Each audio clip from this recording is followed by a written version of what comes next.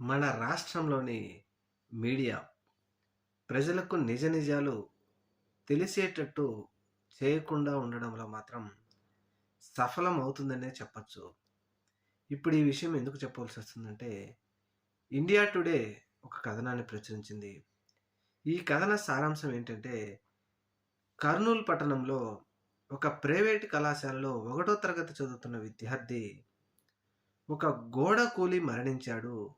అలాగే 5 మంది విద్యార్థులకు తీవ్ర గాయాలయ్యాయని జెప్పేసి ఇండియా టుడే పత్రిక ప్రచురించడంతో ఇప్పుడు ఆంధ్రప్రదేశ్ రాష్ట్రంలో సంచలనంగా మారింది.